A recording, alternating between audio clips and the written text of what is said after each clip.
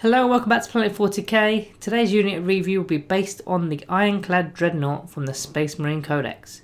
So we recently did a tier list video of all the Dreadnoughts, so if you've not seen that one yet, go check that out. Our guest Aaron, who was on the show, was particularly into the Ironclad Dreadnought, so I thought we'd dive into that unit a little deeper today, put some numbers together along with the usual synergy and see how we get on with the rating. So a unit from the Elite section is 135 points for the model, and there will be some weapon upgrades which will slightly inflate the cost. Now if you are playing power level, then it's 8 power. Now this Dreadnought is more your melee based Dreadnought, whereas the Redemptor Dreadnought is more your shooty Dread. So starting off with some keywords of note. It's got the chapter keyword, so it belongs to any chapter that you're playing. It's got the Dreadnought keyword, which will interact with the stratagem. Likewise with the smoke screen keyword, that will also interact. Then it's got that all important core keyword to interact with almost everything in the book. Then finally, it's a vehicle. Stat wise, it's movement 6 inch, weapon skill 3+, ballistic skill 3+, strength 6, toughness 8, wounds 8, attacks 4, leadership 8 and a 3+ save. So there's no degrading stat line here, which is lovely. And notice its toughness is toughness 8, which no other Dreadnought in the Codex has. So it's pretty tough. So only really las cannons and that sort of weapon are going to be wounded on 3s.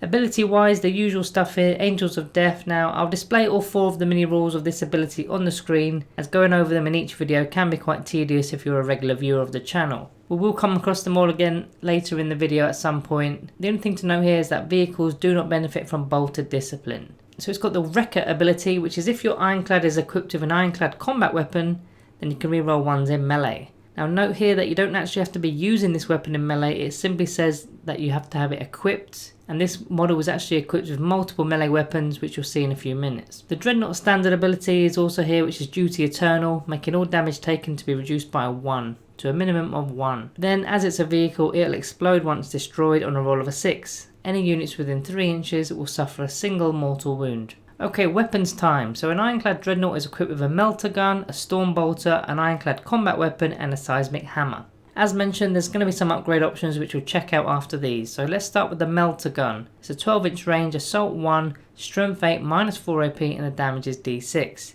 And if you're shooting at half range, it's going to be D6 + 2. Note that it's not a multi-melter, it's just a basic melter gun, so only 12 inch range here. But not really a problem, as you want this Dreadnought in combat, so it's going to be quite close anyway. It's only one shot, but you can shoot it in combat as you're a vehicle, and shooting it in combat is going to have its bonuses of being within half range, so you're going to average 4 damage each wound. The Storm Bolter is next, which is 24 inch range, rapid fire 2, strength 4, no AP and 1 damage. Again, you should easily be within half range, so you'll be popping off 4 shots a turn with this. It's not much, but it could get a wound off each turn. It all adds up. Note that in the tactical doctrine, this weapon is going to be a -1 AP. And also, as we mentioned, bolter discipline does not apply because this is a vehicle model. So going on to the melee weapons, he's got the Ironclad combat weapon, which is a strength ×2, making it a strength 12, -3 AP and the damage is 3. Now this is the weapon that you need to keep the rerolls of 1s in melee, so I'd advise not switching it out. If you were to use this weapon with all your attacks, this is roughly what you can expect from it. So the Ironclad has 4 attacks base and add 1 for shock assault if you charged or were charged to give you 5. Hitting on 3s, you're going to be getting around 3.9 hits on average, and that's with the rerolls of 1. Versus toughness 6 or less, you only require 2s to wound, so you're going to likely get around 3.2 wounds there, and they're going to be -3 AP, so regular Marines will be on a 6+ armor save, unless it's the Assault Doctrine, which will put it to a -4 AP with no armor saves. So this should be killing 3 Space Marines. If you were to go against, say, Terminators with a 5+ in 1 save, then you're likely to only kill 2 of them. Versus vehicles that are tougher than toughness 6, so your toughness 7 and 8 vehicles, you're going to wound on 3s. You approximately get 6.5 damage on them, which isn't too bad, especially when you've already damaged it with your melter gun perhaps. Now there is another melee weapon built in to the datasheet, which is the seismic hammer, which is strength ×2 again, making it a strength 12, -4 AP and the damage is 5. Each time you make an attack with this model, it's a -1 to the hit roll. So a ridiculous damage of damage 5, but there is a -1 to hit.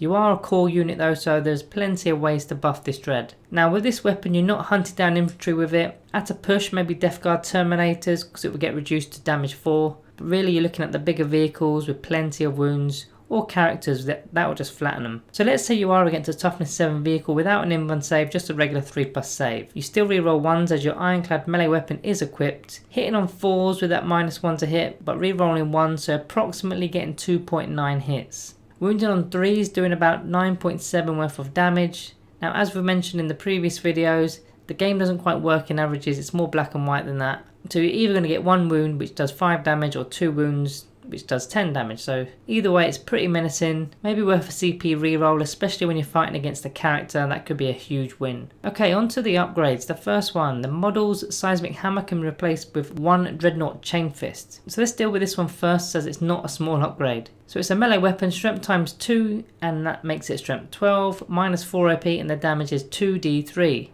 And if you're going up against a vehicle, that damage is a straight 6. So it's still got that strength of strength 12 and retains that minus 4 AP, but the damage is very interesting. So versus vehicles, it's a flat 6 and there's no minus 1 to hit with this weapon, which instantly pushes the numbers up, getting 3.9 hits and causing 2.6 wounds, resulting in an average of 15.6 damage caused to a vehicle. Again, this could be 12, it could be 18, it depends on dice rolls, but either way it's very powerful. But here's the thing, even if you were not against a vehicle, let's say you're up against a monster, maybe a toughness 7 Carnifex, each wound caused is doing 2d3, which is an average of 4 wounds, which is only 1 less wound than the seismic hammer and has the potential of doing 6 if it's a vehicle. But the main bonus is having no negative modifier, which makes the chain fist an auto include for the Ironclad.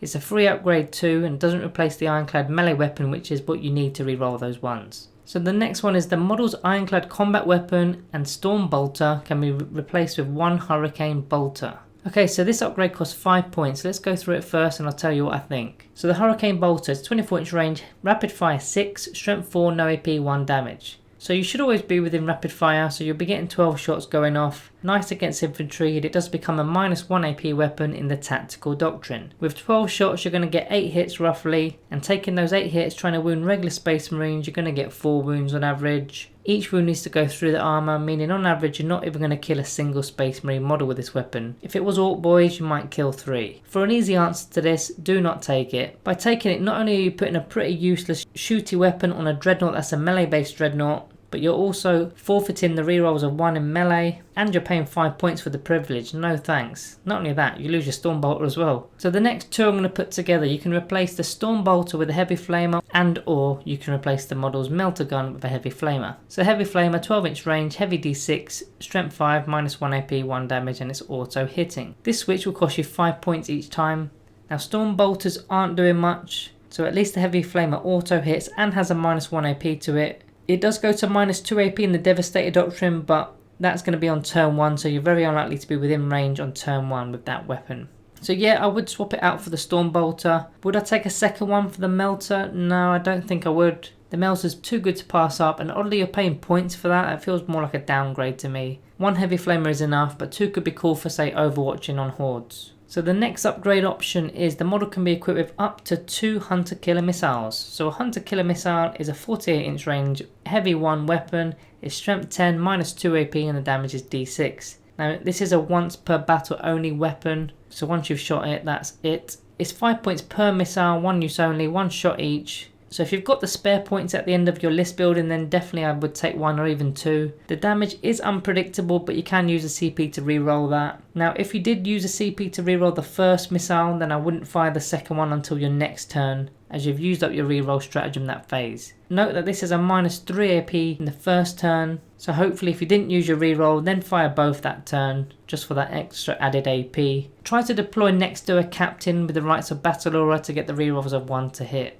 Now the final upgrade here for the model is the model can be equipped with 1 Ironclad Assault Launcher. Now this interacts with a stratagem which I'll go over now. Used in the opponent's charge phase, you select an enemy unit within 9 inches of the Dreadnought, and this excludes monsters and vehicles. That unit that has been selected will have 2 options. Either they can brace, which makes them suffer d3 mortal wounds, or they can duck for cover, which means they'll suffer a minus 1 to their attacks per model in the unit, and they cannot fire Overwatch or set to defend. Now I've never actually seen this one used, I'm not really super keen on the idea of it. It's 5 points as well, I just don't think you need it. So that's all the options. I personally would take the Chain Fist, I'd keep a Melter and take a Heavy Flamer for that Storm Bolter. Then if you've got those spare points, take the 2 Hunter Killer Missiles. As for synergy, let's talk some chapter tactics first of all. So Space Wolves are the first ones I want to mention here, with Hunters Unleashed, giving them a +1 to hit in melee if they charged or were charged or heroically intervened, which means those Chain Fists are going to be hitting on 2s and re-rolling 1s. Ouch. They can also heroically intervene as if they were a character too, so no one's going to want to get anywhere near this thing. In the Assault Doctrine with Savage Fury, any 6s to hit will get an additional attack, so you've got a decent chance of getting getting some more attacks there.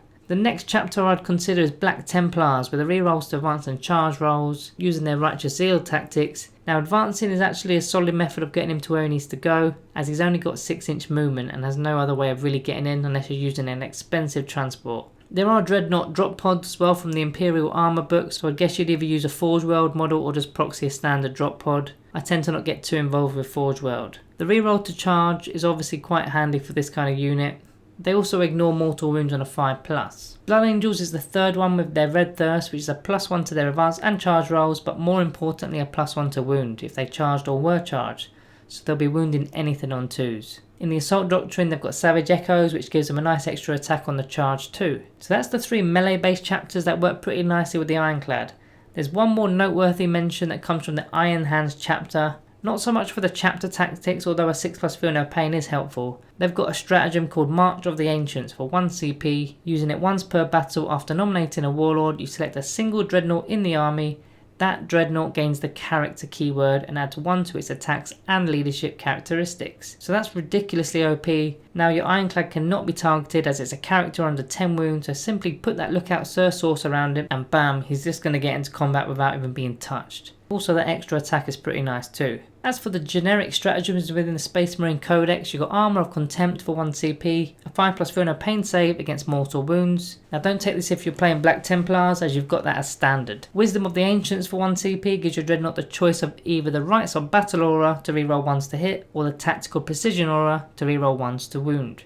And you're also giving this out to other core units around the Dreadnought. Now if you kept that Ironclad combat weapon, then you've already got this in melee. So opt for the latter, which is the Tactical Precision or reroll 1s to wound. We mentioned the Assault Launcher stratagem, so that just leaves the Smoke Screen stratagem, which simply makes your Dreadnought a -1 to hit if it's targeted for 1 CP. Okay, unit synergy. As it's a core unit, there's lots of interaction here. The standard characters are all doing their buffs, so captains are giving rerolls to 1 to hit. In fact, if you're planning on running the captain with the Ironclad all game, then take the Hurricane Bolters, as you don't need the Ironclad Combat Dreadnought, you're already getting the rerolls of 1s to hit. Lieutenants do the same thing with the reroll 1s to wound. Librarians provide a much needed 5+ in 1 save bubble with the Psychic Fortress, but they can also grant Might of Heroes, which is +1 to your strength, toughness and attacks for the turn. Now strength 13 isn't needed, toughness 9 can help, but that extra attack is going to help nicely. Chaplain litanies of note here, Exhortation of Rage for a +1 to the wound roll, not to be used if you're a Blood Angels player, as you've got that built in army wide, and you will be capped at a +1 to wounds, can't stack another one on top. Even the Litany of Hate to reroll all hits is pretty decent in melee, so use both of these if you're a Master of Sanctity, and then get your Dreadnought into beast mode. You could opt for a Tech Marine that will be repairing D3 lost wounds per turn. They also give them a +1 to hit with range attacks, but that's not really what this Dreadnought is about.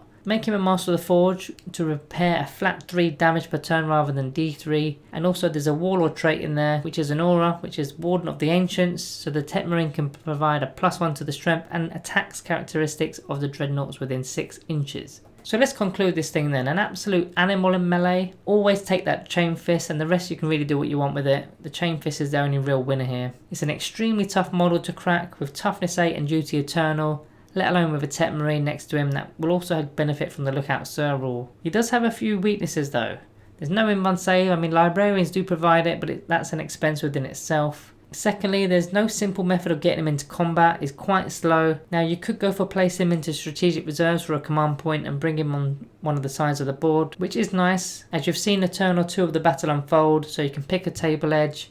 It'll also mess with your opponent's head a little, as they won't want to go anywhere near those table edges all of a sudden. But if you don't go for this option, then he's pretty much foot slogging 6 inches per turn, which is simply wasting turns not in combat. If you are playing in a battle with a lot of obscuring terrain, then it makes this path a little easier to get to, but being targeted isn't really much of a concern in my opinion. It's just his speed, because he's tough enough to take it. There is another option, which is the Storm Raven gunship as a transport, but the model is 310 points, so you're not likely going to be using this. The third weakness I can see is Horde units. Now, this is where the Hurricane Bolters do have a bit of play, but you're not likely to have taken them in the first place. So let's say you're up against a large unit of Termagants, for example. You're only squishing about 5 of them per turn, unless you're getting some extra attacks from a few different places. So in hindsight, maybe there is a valid use for those 12 bolter shots, but even then you're only killing 4 or 5 of them maybe. So rating time, where do I think this Dreadnought comes in? For now, I'm going to be giving the Ironclad Dreadnought a Planet 40k rating of 4 out of 5. Now I do want to push this up, but I do have a slight concern with the units that you're targeting. Now usually you're fighting a single vehicle per turn, which you've actually got to get to it first with only 6-inch movement. Then once you've inevitably destroyed it, you then need to move on to another target. So what I'm getting at is you're fighting one big thing at a time, whether it's a vehicle or a character. So a bit of advice before I go, get this thing multi-charging as much as it possibly can. It will save you a turn or two seeking out a new target, even if it sets you back a few wounds. You're only limited to 5 turns in a battle, so don't waste them. Guys, thanks for watching. Drop a like on your exits and I will see you in the next one.